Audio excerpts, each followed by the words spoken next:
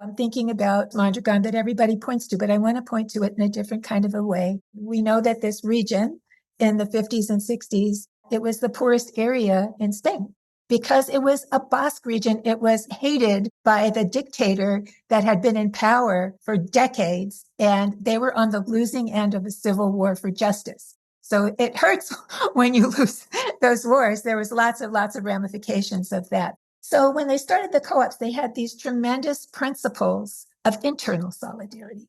We have a big company like Mondragon made up of lots of cooperatives where the typical distance between the lowest paid worker and the highest paid worker is 6.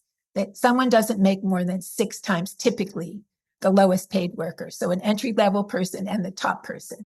That makes a huge difference. Why does that make a huge difference? Because in the United States, the distance is somewhere between 1 and 400 in a company of an equivalent size. What difference does that make just in terms of the math? If you're not spending millions and millions and millions of dollars for one guy to have a mansion and a boat and a whatever it is, and his descendants can't even spend all the money that they're getting, is that you can invest in other things. And Mondragon has done that. They invested in colleges that are cooperatives, that teach people how to start businesses that are cooperatives. They've invested in R&D that serves the workers so that they can be more productive and more competitive in the world market, et cetera. So they've done all of that. They have this internal solidarity that's based in principles. They have practices like an assembly of all the 100 cooperatives every year where they make decisions together, et cetera. And that's where other solidarity comes into play.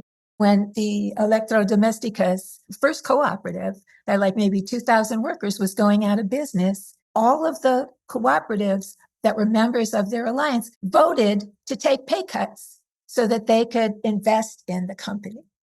And then when that didn't work out, they managed to place them in the scale that they had in other cooperatives. So when we work with worker centers, we are accompanying their scale, their depth, the decades of organizing of thousands of people they've had, the relationships they have with other worker centers, the relationships they have with legislators. So we're just contributing our part. We are accompanying them with our knowledge about cooperatives. We are accompanying them with our access to capital. We are accompanying them with our open hearts and minds. And then we learn a lot. And so do they.